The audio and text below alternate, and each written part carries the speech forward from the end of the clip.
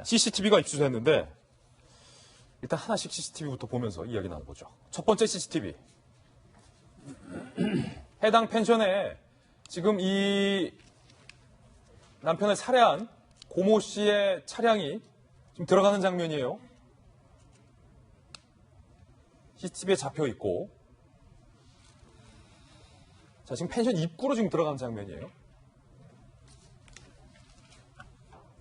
그리고 이때는 27일에 고모 씨가 본인의 차를 타고 CCTV에 찍힌 장면인데 나오는 장면. 그러니까 이미 고모 씨가 가방 2개를 차에 싣고 나오는 장면. 저 CCTV에는 남편이 나오는 장면이 포착이 안 됐다는 거예요. 두 번째 의문점 함께 보시죠. 전 남편의 시신 과연 어디에 유기했느냐? 이게 희한하게 본인이 범행을 인정했는데 범행 동기, 왜 죽였는지, 그리고 어디에 시신을 유기했는지에 대해서는 계속해서 조사를 거부하고 있다. 사실은 박정화 대변인이 제주도의 정무부시장으로 계셨었잖아요. 어디에 유기했는지에 대해서는 일체 입을 닫고 있다는 게 의문이죠. 제주에서 참 이렇게 최근에 이런 강력 사건이 많이 생겨서 안타까운데요. 제주가 이제 살고 있는 인구는 65만밖에 안 되지만은 보통 이게 관광객 한 1,500만 정도 되니까 굉장히 행정적인 지원이 좀 필요하고, 그다음에 관광객이 많이 늘다 보니까 익명성 때문에 저런 강력범죄가 많이 생기는 것 같아요. 하여튼 제주를 좀 보호할 수 있는, 그래서 지금까지 있었던 외국인 영주권이나 이런 제도 등도 한번 좀 검토해 볼 시점이 아닌가 싶은 생각이 드는데, 그거와는 별도로 일단 피의자인 고 씨가 전 남편과 제주에서 오랫동안 살았고, 그다음에 일주일 전에 그 제주를 가서 27일 당일날 이제 펜션을 들어간 걸 보면 제주에 여러 연고가 있을 거고 제주 상황을 굉장히 많이 아는 것 같아요. 그러니까 특히나 차를 갖고 이동을 했는데, 그 펜션이 있었던 조천에서 제주항까지는 사실은 특별한 일이 없으면은 지금 저기서 나가서 그 제주항까지 가는 데는 특별한 일이 없으면 한 20분 정도면 갈 수 있습니다. 그렇군요. 그러니까 그 사이에 역시나 이제 해안가 도로를 쭉 가면은 한적한 도로를 갈 수 있는 거고,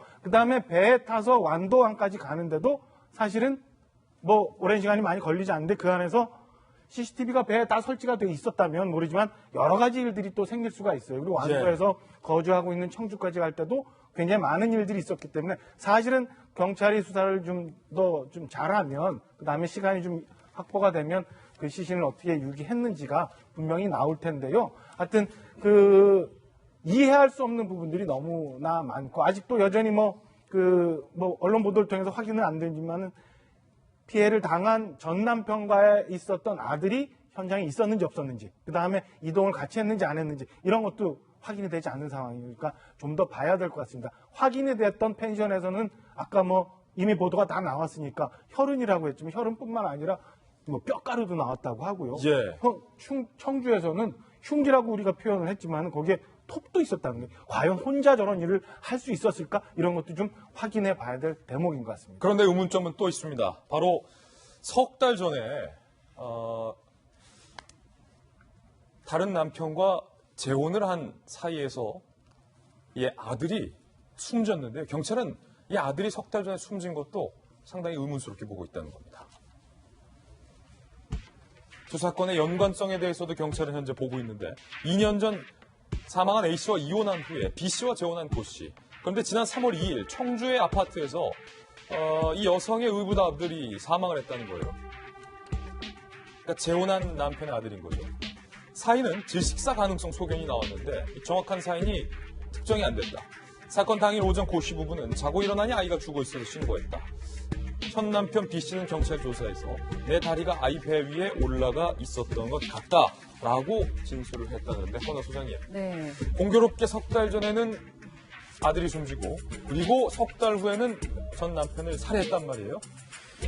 아직 모든 게 확실한 건 없어요. 그러니까요. 얘기를 듣기만 해도 너무 끔찍하고 깜짝 놀랄 만한 사건들이라서 무엇라 말을 시작해야 될지 정말 당황스러운 사건인 것 같습니다. 근데 여성 입장에서 봤을 때 우선 두 가지 얘기해보고 싶은데요. 여성이라도 힘이 센 분들은 분명 계십니다. 무거운 걸 들 수도 있고 무언가를 처리할 수도 있을 겁니다. 그런데 제가 저희 남편도 저를 잘 못 들어요. 근데 제가 듣기로는 누군가가 죽으면 그 무게가 2배 이상이 된다라는 얘기를 들었는데, 그걸 어떻게 들고 왔는지에 대한 영상을 봐서 정말 확인해보고 싶다. 그리고 어떻게 저렇게 끔찍한 일을 할 수 있을까라는 것을 빨리 해주지 않으면 지금 두 번째 제가 말씀드리고 싶은 게 지금 이혼율과 재혼율이 우리나라가 상당히 많습니다. 근데 재혼해서 행복하게 사는 부부가 상당히 많아요. 그리고 요즘엔 신데렐라라던가 콩쥐파티처럼 그렇게 계모나 계부들이 자식들을 그렇게 못되게 굴지 않습니다. 그런데 이 사건 하나 때문에 재혼하고 행복하게 살고 있는 진짜 가족으로 살고 있는 그런 가족들까지 그리고 계모의 그 역할을 그러니까 계모의 역할이라 그래야 되나요? 부모로서 같이 있으신 분이 피해를 입을까봐 여자의 입장에서 상당히 걱정이 좀 많이 되는데요. 이 사건은 무엇보다도 빨리 처리가 돼서 의문점들을 빨리 없애주는 것이 모든 부모들에게 또 아이들에게 안전한 그 감정을 심어주는 사건이 아닐까라는 생각까지 드는 시점입니다. 이제 풀리지 않는 세 가지 의문점에 대해서 짚어봤습니다.